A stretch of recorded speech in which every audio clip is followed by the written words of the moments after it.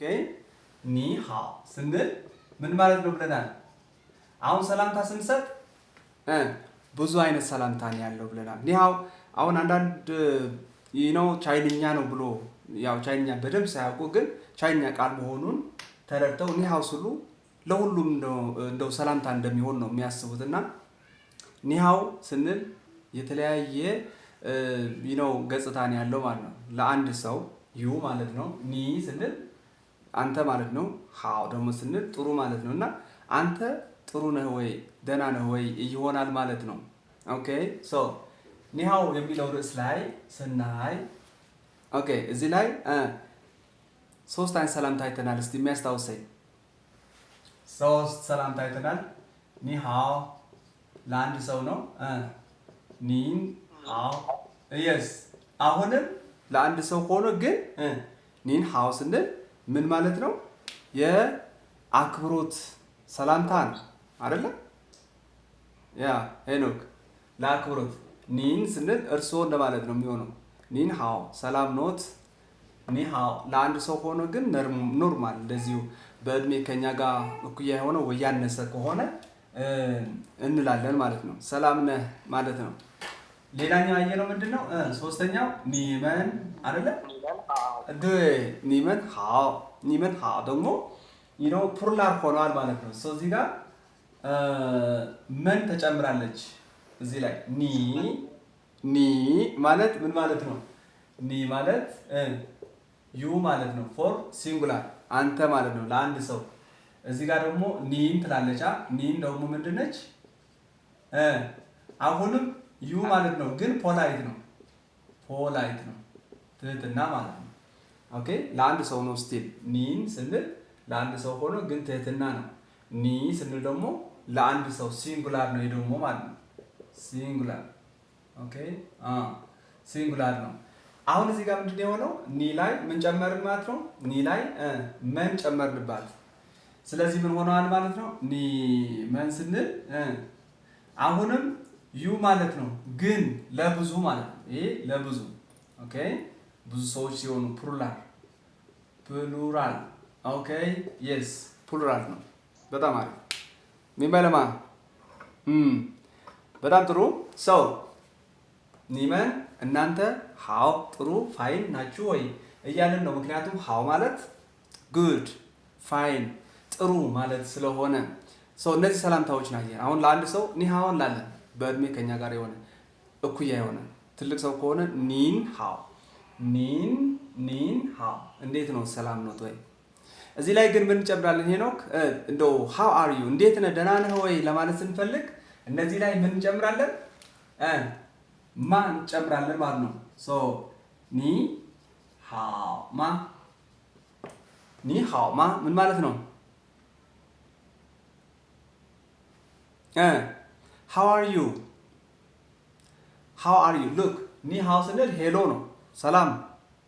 ኒ ሃው ማ ደግሞ ጥያቄ ማርክ ስለሚያደርግልን እንዴት ነህ ይሆናል። ሃው አር ዩ ኦኬ ሃው አር ዩ ኦኬ እንዴት ነህ ሰላም ነው ወይ ይሆናል ማለት ነው። ጥያቄ ያደርግ ነው ማለት ነው። ሶ ብዙዎች ኒሃውማ ይላሉ ሰላም ለማለት ኒሃውማ። ግን ያው መጽሐፍ ላይ በመጽሐፍ ደረጃ ይሄ ፎርማል በሆነ መንገድ ነው እንጂ ብዙ አይነት ሰላምታዎች አሉ ኢንፎርማሊ ኦኬ። ሶ እነዚህን አየን መጀመሪያ። ከዛ በኋላ ቀጠልንና ይቅርታ ለማለት ምንድን ነው ያልነው? ይቅርታ እስቲ ቶኑን በትክክል ይቅርታ የስ ዱዌ ሉክ ቶኑ ይሄ አራተኛ ቶን ነው። ሶስት ሰለብል ነው ያለው ማለት ነው። ዱዌ ቦቲዬ ቺ ደግሞ ሰርድ ቶን ነው ማለት ነው። እዚህ ጋር ሶስተኛው ቶን ነው እና ዱዌ ቦቲዬ ስንል ሶሪ ማለት ነው። ሶሪ ወይ ደግሞ ይቅርታ። ሶ 1 2 3 ሰለብል። ምናልባት አንዳንድ ጊዜ ቡ እዚህ መሃል ላይ ስለሆነች ኒውትራል ቶን ትሆናለች። ቶን የላትም ማለት ነው። ስለ ቶን እናያለን ቀጣይ። ሶ ዱዌ አራተኛ ቶን፣ ቡ ኒውትራል ቶን፣ ቺ ሶስተኛ ቶን። ዱዌ ቦቲ ሶሪ። አንድ ሰው ይቅርታ ብሎን መልሳችን ምንድነው የሚሆነው? ጀስት በአማርኛ እንደምታውቁት ነው አይደል? ሜይጓንሲ አይደል? ይቅርታ ሲለን ምንም አይደለም ሜይ ጓንሲ ኒውትራል ቶን ሰከንድ ቶን ፈረስት ቶን ኒውትራል ቶን ኦኬ። ስለ ቶን አራቱ ቶኖች እና አንዱ ኒውትራል ቶን አምስተኛው የምናይ ነው የሚሆነው ቀጣይ። ሶ ሜይ ጓንሲ ሜይ ማለት ኖ ማለት ነው። ኦኬ ሶ ጓንሲ ደግሞ ጀስት ኬር ነው ያው ጥንቃቄ ማድረግ ነው እና ወይ ደግሞ አለ አይደል ለሰው ማሰብ ማለት ነው። ሶ ሜይ ጓንሲ ብዙ ማታስብ ማለት ነው የሚሆነው። ኦኬ ብዙ አታስብ ሜይ ጓንሲ ኦኬ። ወይ ደግሞ ሌላ ምን ማለት እንችላለን? ሜይ ወንቲ对不对 ሜይ ወንቲ ምን ማለት ነው? ሜኩ ሸመይስና ሶ ሜይ ወንቲ ኖ ፕሮብለም ኦኬ ፕሮብለም አባ ሄኖክ እና አታውቅም ነበር? ኖ ፕሮብለም ሜይ ወንቲ ያውቃል። ሜይ ወንቲ እንላለን። ይሄ ማለት ኖ ፕሮብለም ችግር የለውም። አንድ ሰው ጥፋት አጥፍቶ ነው ይቅርታ የሚጠይቀን፣ ስለዚህ ችግር የለውም እንላለን ይቅርታ ሲጠይቀን ማለት ነው። ይሄንን አየን። ከዛ ቀጠልንና ኢንሻል ፋይናል አየን። እስቲ ማን ነው የሚያስታውሰኝ ኢንሻሎቹን የመጀመሪያ ምዕራፍ ላይ ያሉትን ኢንሻሎች? ምክንያቱም 21 ኢንሻሎች ሜጀር ኢንሻሎች እና ሁለት ደግሞ ስፔሻል የሆኑ ኢንሻሎች አሉ። እነሱም ዋይ እና ደብሊው ማለት ናቸው። እና 21ዱ ኢንሻሎች መጀመሪያ ክፍል ሁለተኛ ክፍል ለያይተን ነው የምናያቸው። አሁን የመጀመሪያ ኢንሻሎች እነማን ናቸው? እስቲ የሚጠራልን። ኦኬ ወደ ፒኒን ገብተናል ማለት ነው። ገባችኋ? ያው እንደምታውቁት ነው ፒኒን ባለፈው ስላየነው ነው የማልደግምላችሁ የዚህኛው ዲፊኒሽን ማለት ነው። ፒኒን ምንድን ነው? እስቲ የሚያስታውሰኝ ፒኒን ምንድን ነው? መጀመሪያ ዋስ ፒኒን ሀፍትሽ ፒኒን ሸመይስና ከኔ ጋር እንድትሆኑ ሌላ ስራ ተው። ዮኒ መኩ ሄኖክ እና ሀብትሽ ሌላ ስራ ትታችሁ ከኔ ጋር እሺ። የክላስ ከተገባ ወደ ክላስ ሌላውን ተውት እሺ። ዮኒ እሺ ወይ ቅርታ እንትን ገባሁበት ባለፈው አልገባሁም እና ለዛ አሁንም መመቸው እኮ አሁን ይኸውላችሁ ባለፈው አንዳንዶቻችሁ ገብታችኋል፣ አንዳንዶቻችሁ የላችሁም እና ለዛ ነው እኮ ከኋላ ጀምሬ ለማስታወስ እየሞከርኩ ያለሁት። ልወጣብህ ነው እዛ ነኝ ያለሁት እና ኦኬ ዛሬው 6 ሰዓት ነው አሁን። ስለዚህ ይቅርታ በጣም ፐርሰናል አወራለሁ በኋላ ግን ለእኔ የሚሆነውን ነገር ያመለጠኝን ክላስ ዝም ብለህ ሪያርስ አድርግልኝ አንድ 10 ቀን የሚሆን ማለት ነው እና ልወጣብህ ነው። ፕራይቬት ካልሆነ አይቻልም። በግሩፕ ኦልሬዲ ያው ምንም ማድረግ አይቻልም። ወይ ፕራይቬት ማድረግ ነው ክላሱን ዮኒ ኤኒዌይ እናወራለን። ኦኬ እሺ ሰው እንቀጥላለን። ሄኖክ ሀብትሽ እና ምቁ ኦኬ ሶ ዋት ኢዝ ፒኒን? ሄኖክ ቀጥልች። ፒኒን የቻይንኛ ካራክተር ወደ ፒኒን ተቀይሮ ማለት ነው። ፒኒን ምንድን ነው ራሱ? ዋትስ ፒኒን? ይሄ ልጅ እንዴ ይሄን ሳታውቁማ ማለፍ የለባችሁም ነው። ፒኒን ቢያንስ ምንድን ነው? ፒኒን ማለት እኮ ከካራክተር ጋር ከቻይኒዝ ካራክተር ጋር አይገናኝም። የተለያዩ ናቸው። ካራክተር የራሱ የሆነ የአጻጻፍ ስልት አለው። ፒኒን ደግሞ የራሱ የሆነ የአጻጻፍ ስልት አለው። ይሄ እንግዲህ ቻይኖች እንደምታውቁት የቻይኛ ቋንቋ ከባድ ከሚያደርጉት ሁለት ነገሮች አንዱ የአጻጻፍ ስልት ነው፣ የካራክተሩ ነው። የቻይኒዝ ጽሁፍ ሃንዝ ነው ከባድ የሚያደርገው፣ ሌላኛው ቶን ነው ከባድ የሚያደርገው። ስለዚህ አትሊስት ይሄ ካራክተር ሌሎች ቻይናውያን ያልሆኑ ሰዎች ለመረዳት ስለሚቸግራቸው ምን ፈጠሩ ማለት ነው? ፒኒን ፈጠሩ። መቼ? በ1958 አሁን በቅርብ ኢኖቬት የተደረገ ነው። በቅርቡ በ1958 ይሄንን ፒኒን ፈጠሩ። ፒኒን ደግሞ ምን ማለት ነው? ትርጉሙ በእንግሊዝኛ ፊደላት ተጠቅመን ቻይንኛን መጻፍ ማለት ነው። የቻይንኛ ቋንቋን በእንግሊዝኛ መጻፍ። ያኛው ካራክተር ተትቶ ማለት ነው። አሁን ቻይኖች ሁለቱንም ይጠቀማሉ። የድሮ ዋናው የካራክተር አለ፣ አሁንም ስቲል ፒኒን ይጠቀማሉ። ፒኒን ለመጠቀም ያስገደዳቸው ዋናው ምክንያት ከባድ ስለሆነ ነው። ያኛው ካራክተር አንድ እሱ ነው፣ ስዕል ስለሆነ።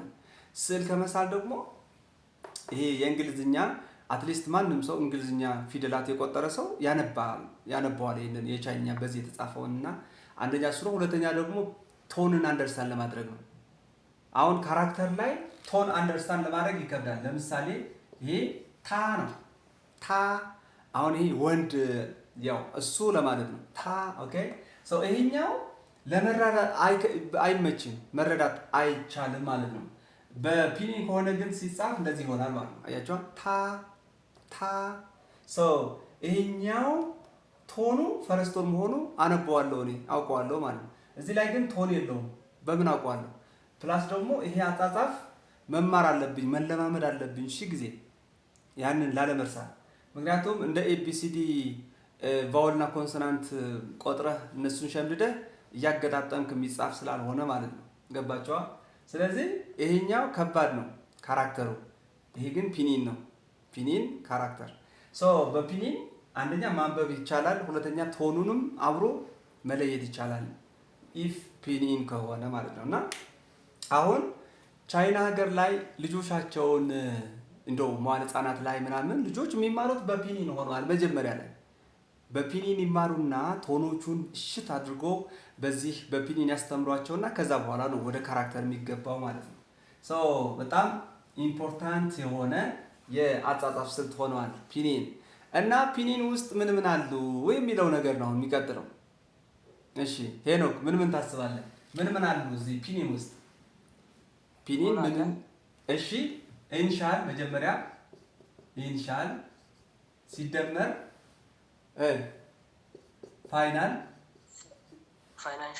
ፋይናንሻል ወድጄዋለሁ። ፋይናንሻል ሄኖክ አይ ላይክ ኢት ፋይናል ቡሽ ፋይናንሻል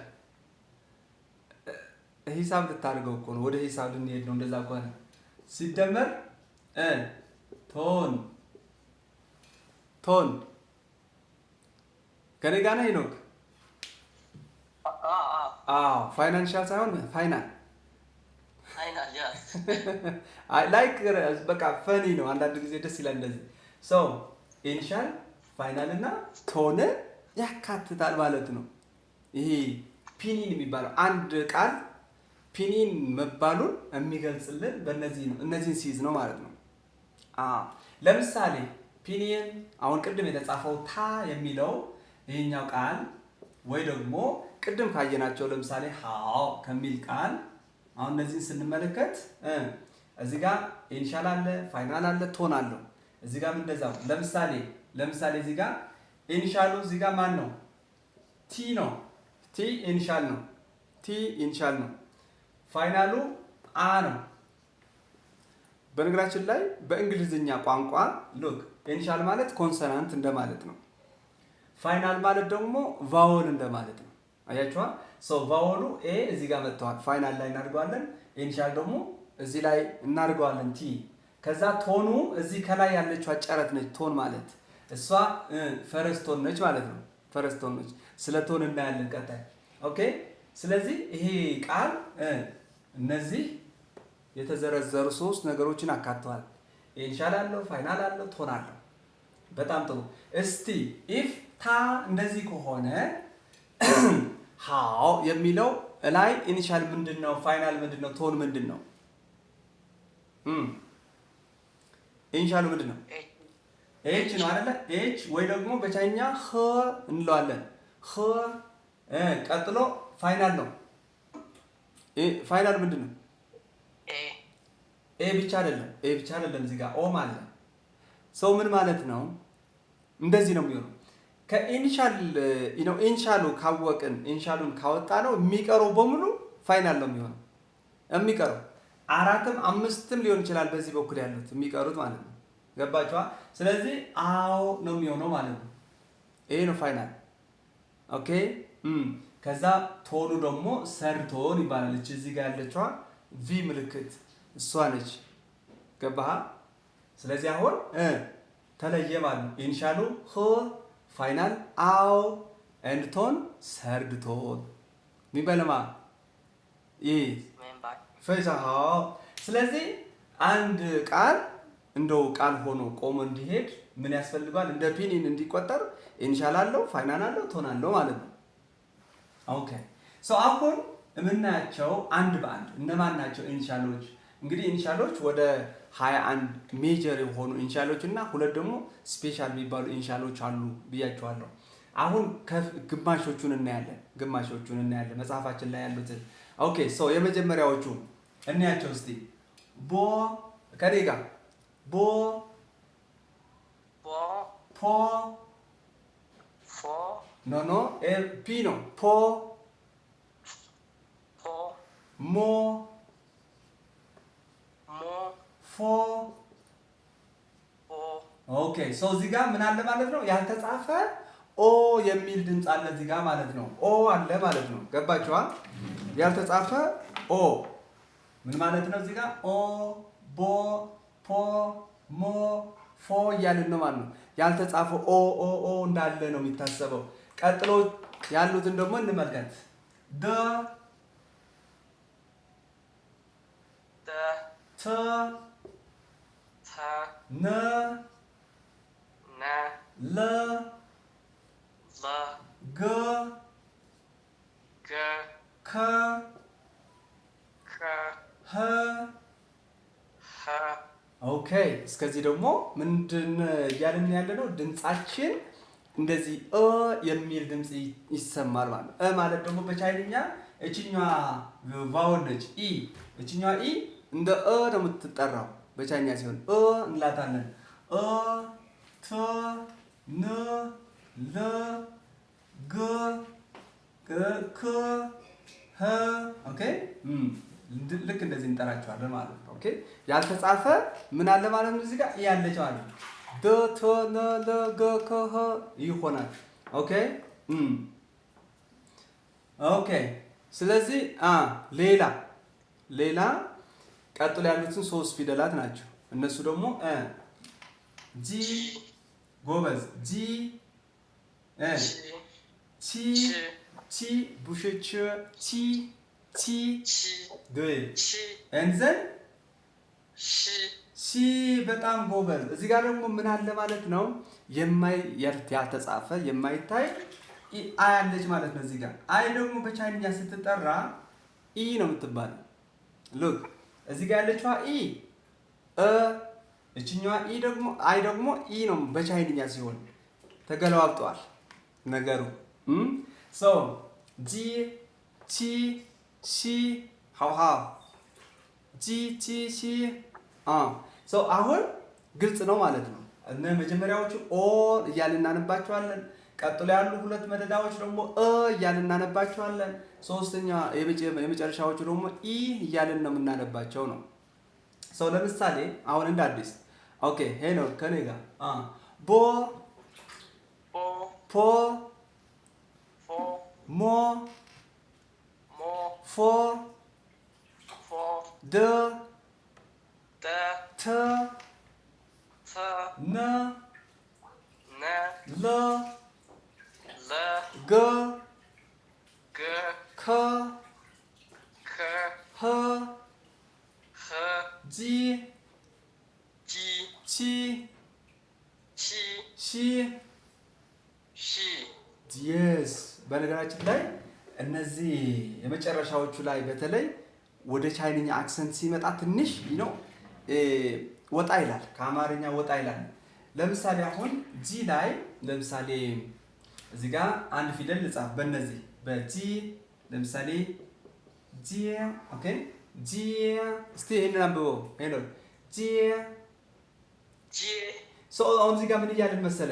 ምንም እንኳን ጂ ቢሆንም ግን ጫፍ ላይ ምላሳችን ጫፍ ላይ ነው ያለው። ይሄ አየር ያስወጣሉ ሶስቱ። አሁን ወረቀት እጃችሁ ይዛችሁ እንደዚህ ጂ ቺ ሺ ብትሉ ከአፋችን የተወሰነ አየር ይወጣል፣ ትንፋሽ አለው ማለት ነው። ገባህ? ሰው ምላሳችን ጫፍ ላይ ነው አድርገን መናወራቸው እና እዚህ ጋር ሲነበብ ጂ አይደለም ማለት ነው። ገባችሁ? ጂ አይደለም ገባ ሰው እኛንን ምን አስተካክለው ለዛ የሚሆን አክሰንት ስለሌለ በዚሁ ይቀርባሉ ተብሎ ስለሆነ እነዚህ የተጻፉት እና ጂየ እስቲ ድገመው ጂየ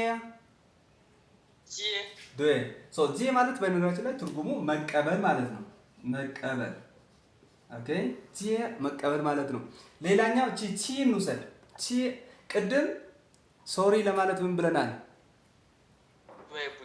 ዶይቡቺ ብለናል ዶይቡቺ ሶ እዚህ ጋር ያለችው አለች ማለት ነው ቺ ኦኬ ሶ ቺ ሰርቶ ስለሆነ ነው እዚህ ጋር ፈረስቶ ስለሆነ ነው ቺ ስለሆነ የነበረው አሁን ደግሞ ቺ ሶ አፋችን ላይ እቺኛዋ የሆነች ጫፍ ላይ አሁንም ሙሉ አፋችን እየተጠቀምናለን ቺ ያለም አይደለም ቺ እንደዚህ አይደለም ቺ አያ ጫፍ ላይ ቺ ሶ ቺ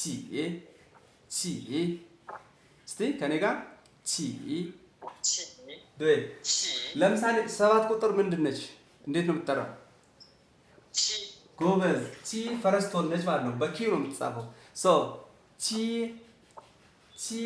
ኦኬ 7 ቁጥር ቺ አፋችን ላይ የስ ገብተዋል ሐሳቤ አይደለም ሄኖክ ቺ ያልናለም ቺ ስትል ብዙ ነው የሚሆነው ቺ ስንል አፋችን ሙሉውን እየተጠቀምን ነው ለዛም ይሆን ሌላ ፊደል አለ አሁን እዚህ ጋር ያሉት ሶስቱ ነገሮች ትንሽ አብስትራክት ናቸው ቺ ዶይቦቺ ሶሪ ዶይቦቺ ማለት ነው ይቅርታ ቺ 7 ቁጥር ማለት ነው ጂ መቀበል ማለት ነው መልካም አሁን የመጨረሻዋ ቺ ኤክስ እንዲ ኤክስ በቻይንኛ መቼስ ኤክስን በተለያየ መልኩ ነው የምትጠራው እኛ ሀገር ራሱ ማለት ነው አሁን ወደ ኤርትራ አካባቢ ስትሄድ እቺ ኤክስ እንደ ጸ ሆና ታገለግላለች ጸ ገብቷል አለ ነው ገጥሞ ያውቃል እንደዚህ ለምሳሌ ጻፍልኝ ለማለት እነዚህ ብሎም ሊጽፉ ይችላሉ ጻፍልኝ ኦኬ እንደዚህ ጻፍልኝ ኤክስ ተጠቅሞ ማለት ነው ገባ አንዳንድ ቦታ ደግሞ ኤክስን እንደ ሌላ ሊጠቀሙ ይችላሉ እንደ ሺ ኦኬ አሁን ወደ ቻይኛ ስናመጣት ግን እንዴት ነው የምትሆነው ሺ ኦኬ ሺ ለምሳሌ ምሳሌ እንውሰድ አመሰግናለሁ ምንድነው በቻይንኛ ሺ በጣም አሪፍ ሺ ያ ሺ ስንጽፋት ልክ እንደዚህ ነው የምትሆነው ማለት ነው ሁለተኛ ኒውትራል ቶን ነው ቶን አይጻፍበትም ተደጋግሞ ሲጻፍ ሁሉ ጊዜ የመጀመሪያ ላይ ቶን ካለው ሲደገም ራሱ ቃሉ ሁለተኛ ላይ ቶን አይኖረውም ኦኬ ሺ እዚህ ጋር ቶን ስትረስ አለ እዚህ ጋር ቶን የለውም ቀለል እናድርጓለን ሺ ስንል ምን ማለታችን ነው ሉክ ሺ አይደለም ሺ አይደለም ሉክ ሺም አይደለም ሺም አይደለም ታዲያ ምንድነው እዚህ መሃል ነው ያለው ይሄ ድምጽ እዚህ ድምጽ ላይ ሉክ እንዴት ነው የምታመጣው በሸና በሰ መሃል ያለው ድምጽ ማለት ነው እንዴት ነው የምታመጣው እስቲ ሄኖክ ሞክሮ እስቲ ጉድ ምንድነው አፍ ላይ ማስተካከል ነው በቃ ቋንቋው እየለመድከው ስትሄድ ራሱ የሚመጣ ነገር ነው ሺ አያ ሺ እያልኩ አይደለም ሺ እያልኩ አይደለም ይለያል ሺ ሁለቱንም ይዤ ነው ከሰም ከሸም ወስጄ ነው የምለው ማለት ነው ሺ ዶይ ሺ በጣም ጎበዝ እስቲ ሌሎቻችሁ ሞክሩት ይሄን ነገር ሀብትሽ ድምጽህን አልሰማሁም ሀብትሽ ኦኬ እስቲ ሞክር ሺ አንዳንድ ይኸው ቲክቶክ ላይቭ ላይ አንዳንድ ጊዜ ገባና ኮሜንት ላይ አመሰግናለሁ ማለት ፈልጓልና ማመስገን ፈልጎ እንዴት ቢጽፈው ጥሩ ነው ልክ እንደዚህ ሺ ልክ እንደዚህ ማለት ነው አስዋላ ይሄ ኤስ ማለት ነው ሺ አብትሽ እስቲ አንብበው ሺ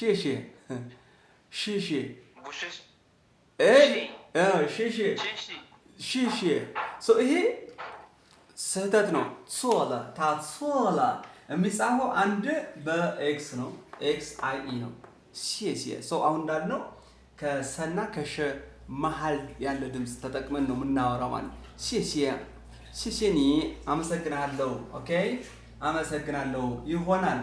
ሰው እነዚህ ናቸው ትንሽ ጠንከር የሚሉት እንጂ ሌላዎቹ እንኳን ግልጽ ነው። ያው ትንሽ ቢ የነበረውን ቦ ሆነ እንጂ ቢነቱን አላጣም። ሞ የነበረው ኤም የነበረውን ሞ ሆነ እንጂ ኤምነቱን አላጣም። ገባችኋ? ሌሎቹ ላይ ያን ያህል ችግር የለም። ምንድነው የሆነው? ለቻይንኛ አክሰንት እንዲመች ተደርጎ ስለተሰራ ነው። ልክ ለኦሮምኛ አባ ጫዳ እንደሚባለው ለቻይንኛ ደግሞ ቦፖ ሞፎ ሆኗል ማለት ነው። ኦኬ ሶ እነዚህ ኢኒሻሎቹ ናቸው። ጀስት ባለፈው የተወሰነውን አይተናል፣ ግን እንዲሁ በደንብ ለማየት እድሉ አልነበረንም። አሁን እንግዲህ ኢኒሻሎቹ እነዚህ ከሆኑ ይቀሩናል። ሌሎቹም ይቀሩ አሉ፣ ቀሪዎቹ አሉ። እነሱን ቀጣይ ነው የምናያቸው። አሁን ወደ ፋይናሎች እንሄዳለን። እንግዲህ ፋይናሎች ብዙ ናቸው። ኦኬ ግን እኛ የምናያቸው ዋናዎቹ 6 ናቸው። 6 እስቲ 6ቱን የሚልልኝ ማን ነው? እሺ ካስሽ።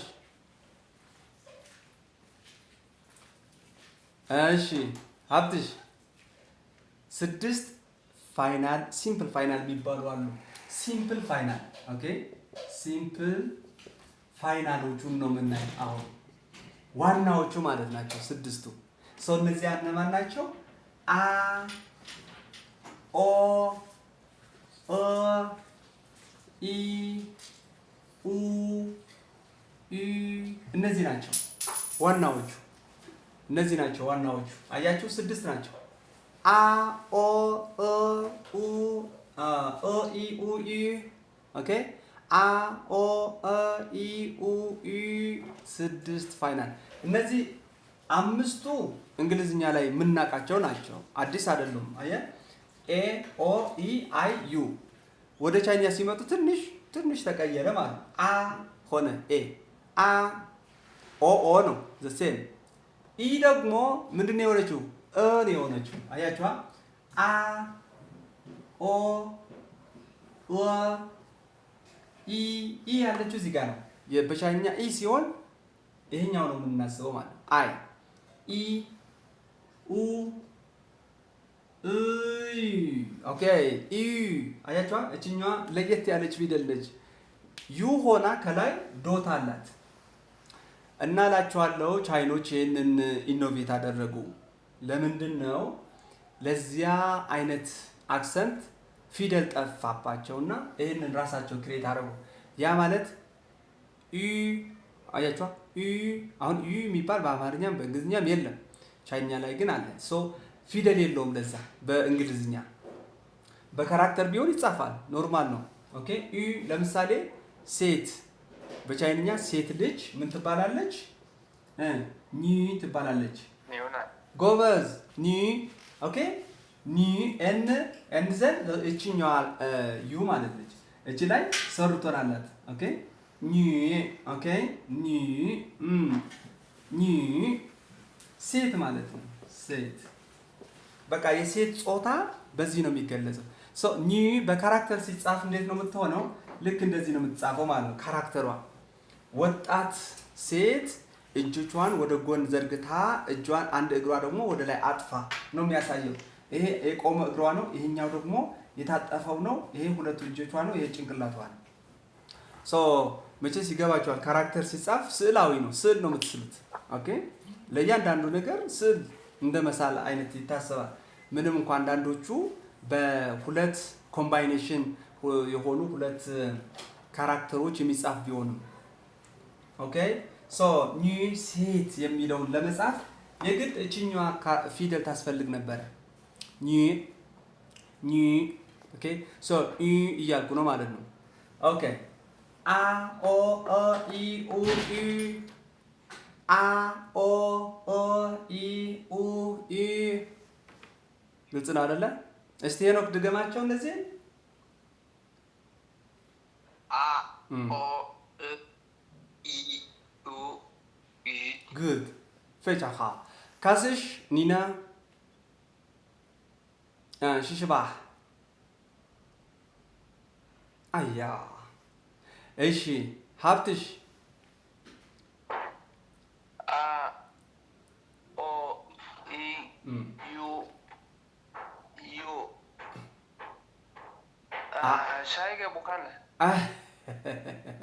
መኩ ኒና ደረሰው አይታይ አይታይም አያ ኦኬ现在呢አሁንስ ኦኬ ኦኬ ሀካ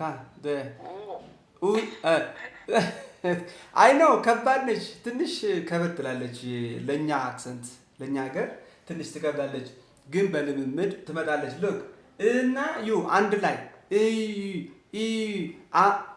እዩ ካልን ሁለት ፊደል ሊሆን ነው እና ዩ ሁለት ፊደል ሊሆንብን ነው እቺ ግን አንድ ፊደል ናት ስለዚህ ምን እናድርጋለን እንጨምቀዋለን ይሄ አንድ ላይ እናድርጋለን አፋችን ክብ እናድርገዋለን ኦኬ እንላለን እና ምንድነው እነዚህ ሲምፕል ፋይናል ካወቃችሁ ሌሎቹ ፋይናሎች አጠቃላይ እዚህ ውስጥ ናቸው ከዚህ አያልፉ ለምሳሌ ለምን እንደዛ ሆነ አሁን ፋይናሎች አጠቃላይ ካያችሁ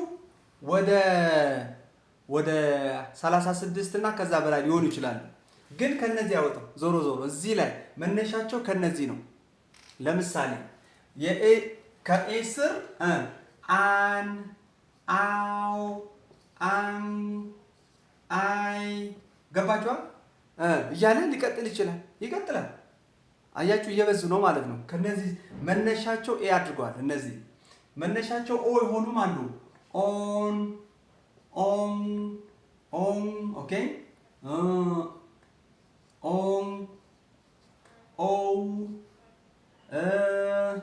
እንደገና ይቀጥላል ሌላ ስር ደግሞ ኤን ኤይ ኤን ኦኬ ይቀጥላል ኢስር ደግሞ ደግሞ ስር ምን ይላል ኢን ኢያን ያው እያለ ይቀጥላል እንደገና ኡስር ኡን ዋን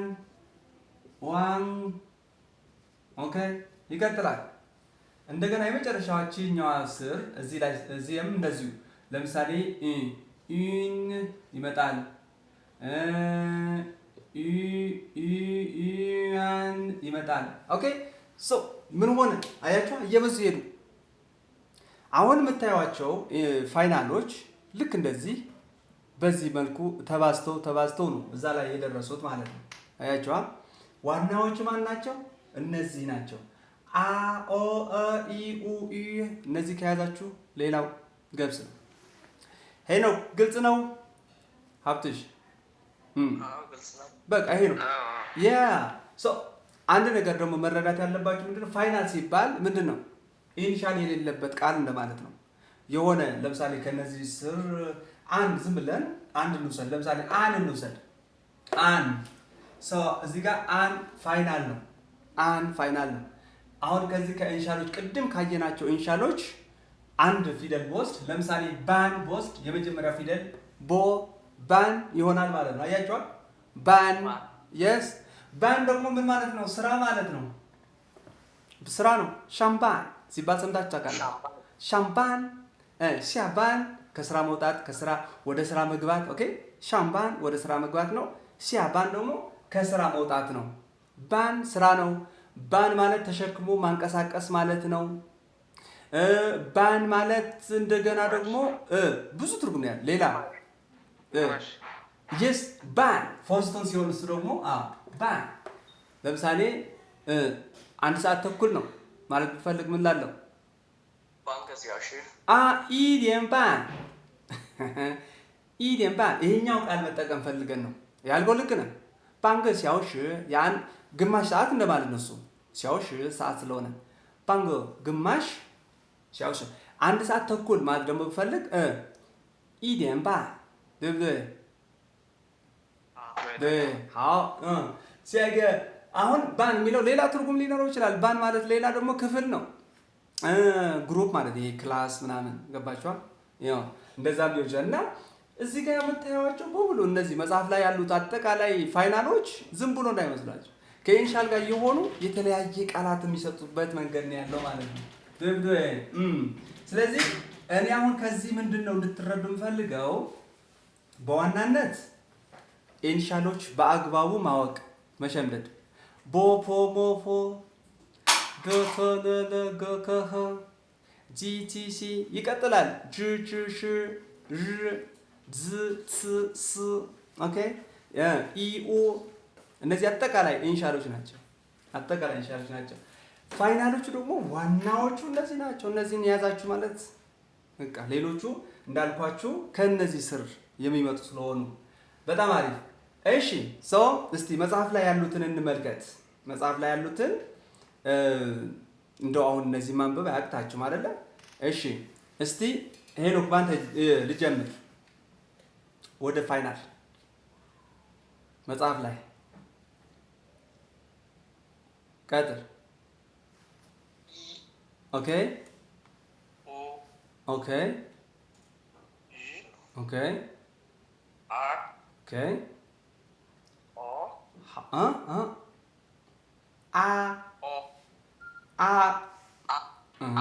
yes ya wa o wo ye yue I y a way ao ያው አሁን ለምሳሌ የመጨረሻው ያው የሚለውን አይተዋል። ከዚህ ስር ነው በቃ ይሄ እዚህ ጋር ያው እዚህ ስር ናቸው አብዛኞቹ ያየናቸው አሁን ማለት ነው። ሰው እነዚህን ቀስ በቀስ መረዳት ጎበዝ ሄኖክ በጣም ጎበዝ ቆንጆ ነው። ስለዚህ ዛሬ እነዚህን ካየን እንግዲህ ኢንሻሎች ቅድም እንዳልነው ቦፖ ሞፎ ደተነለገከህ ጂቲሲ ኢ ኡ ኢ አር አ ያ ዋ ኦ ወ እ የ ዩኤ አይ ዋይ ኤ ዌይ አው ያው እነዚህ ዛሬ ካየናቸው ኢንሻል እና ፋይናሎች ውስጥ ናቸው። ሰው እዚህ ጋር አሁን ኢንሻል አየን፣ ፋይናልም አየን የተወሰኑ ግማሾቹን ማለት ነው። አሁን ደግሞ ምንድን ነው የምናየው? ቶኖችን ነው የምናየው።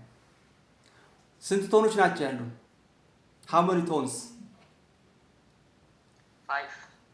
5 ለማለት የሚያዳግታል፣ ግን 4 ናቸው በዋናነት 4 ሜጀር የሆኑ ቶኖች አሉን። እነሱም ፈርስት ቶን፣ ሰከንድ ቶን፣ ሰርድ ቶን እና ፎርዝ ቶን ይባላሉ። ኦኬ ፈርስት ቶን፣ ሰከንድ ቶን፣ ሰርድ ቶን፣ ፎርዝ ቶን። ለምሳሌ አንድ ፊደል ተጠቅመን እነዚህ 4ቱ በተግባር እንልበላቸው። ያው ያኛው ቶን ለመባል ይከብዳል። ኒውትራል ቶን ነው እሱ፣ ዜሮ ቶን የለውም። ግን አንዳንድ መጽሐፉ ላይ እንደ ቶን ሊቆጥረው ይችላል። 5ኛ ቶን ብሎ ይገልጸዋል የሆነ ቦታ ላይ እና ግን እኮ ቶን አይደለም፣ ኒውትራል ቶን ተፈጥሯዊ የሆነ ድምጻችን የምንጠቀምበት ነው። እነዚህን 4ቱ ቶኖች ግን የግድ ስትረስ ይፈልጋሉ፣ ጫን ማድረግ ይፈልጋሉ። ሰው ለምሳሌ ማ በሚል እንውሰድ። ማ ፈርስት ቶን፣ ማ ሰከንድ ቶን፣ ማ ሰርድ ቶን እንዘን ማ 4ኛ ቶን። 5ኛውንም እንውሰድ። ኒውትራል ቶን ነው፣ ቶን አልጽፍበትም ማለት ነው። ኒውትራል ቶን ነው። ኦኬ ስለዚህ እነዚህ 5ቱን እስቲ እንዴት ነው ማንበብ የምንችለው? ኦኬ እኔ አንድ ጊዜ ልበላችሁ። ሄኖክ ከኔ ጋር ትላለህ። ኦኬ ኦኬ 4 tones. ኦኬ ማ ማ ማ ማ ማ ጎበዝ ሄኖክ። እስቲ አሁን ብቻ ነው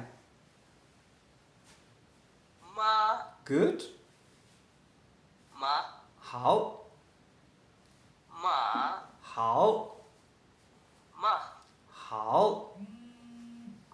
how 非常好啊。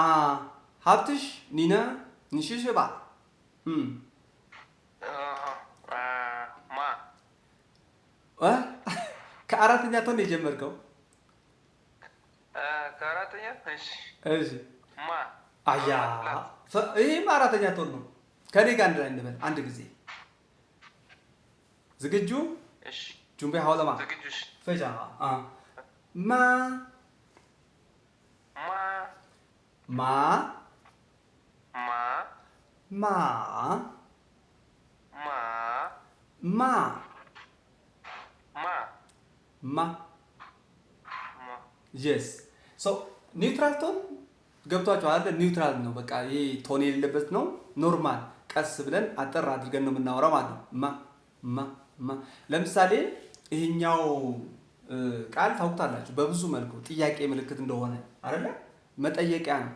ማ ለምሳሌ እንዴት ነህ? ኒ ሃውማ ምግብ በልተሃል? ኒችለማ አያችሁ? ማ ተጠቀምኩ። አሁንም በልተሃል ምግብ? ኒችለማ ትሄዳለህ? ኒቹማ ቹ መሄድ ነው። ኒቹማ ስለዚህ ይሄ መጠየቂያ ነው ማለት ነው። ኒውትራል ቶን ሲሆን ጥያቄ የምንጠይቅበት ነው። እስቲ ከላይ ጀምር። ማ ምን ማለት ነው ሄኖክ? ማ እናት እናት ማለት ነው። ይሄ እንግዲህ እንደምታዩት ነው። አንድ ቃል ነው። ኤም እና ኤ ብቻ ነው የተጻፈው። ቶኖቹ በተቀያየሩ ቁጥር ትርጉሙም አብሮ ይቀየራል። ስለዚህ ትርጉማቸውን እንጻፍ። እናት ማዘር ማዘር። እሺ ማ ምን ማለት ነው? ሰከንድ ቶን ሲሆን ሀምፕ ይባላል። እንትን ነው ይሄ ቃጫ። ኦኬ ቃጫ ቃጫ ማለት ነው። ይሄ ወደ ደቡብ አካባቢ የሚበቅለው ተክል አይነት ማለት ነው። እሺ ማ ሰርድ ቶን ሲሆን ምንድን ነው ትርጉሙ? ማ ኦኬ ማ ፈረስ ፈረስ ፈረስ ሆርስ ሆርስ። እሺ አራተኛ ሲሆን ማ ደግሞ ምን ማለት ነው? ኪርስ ማለት ነው ወይ ደግሞ እርግማን እርግማን። ኦኬ እርግማን ማለት ነው። እርግማን ኪርስ። ሶ የመጨረሻው ደግሞ ኩዌስችን ማርክ ኩዌስችን ማርከር ነው። ማርከር ጥያቄን ማርክ የሚያደርግልን ጥያቄ መሆኑን የሚነግረን ቃል ነው ማለት ነው። እንግዲህ አስቡ አንድ አይነት ቃል የተለያየ ቶን የተለያየ ቶን ደግሞ ሲኖር የተለያየ ትርጉም ይሰጣል። መጽሐፋችሁ ላይ እንደሚለው they make difference in meaning አራቱ ወይ ደግሞ አምስተኛው ኒውትራል ቶን ጨምሮ ቶኖቹ የተለያየ ትርጉም እንዲኖር ያደርጋሉ ማለት ነው። ድብዶይ ሃው ኦኬ። ስለዚህ ዛሬ ኢኒሻሎቹን አየን፣ ፋይናሎቹን አየን፣ ቶኖቹን አየን በተወሰነ መልኩ ማለት ነው። ቀጣይ ክላስ ቶኖቹን ፕራክቲስ ከማድረግ ጀምረን ቀጥሎ ያሉትን ደግሞ የምንመለከት ይሆናል። 所以今天的课下课了，完成了。ክላስ ጨርሰናል።你们有问题吗？有问题吗？ጥያቄ አለ? 没有。如果你们没有问题，我想说再见 ，See you next class， 下课见。再见大家，晚安。再见。再见啊，好，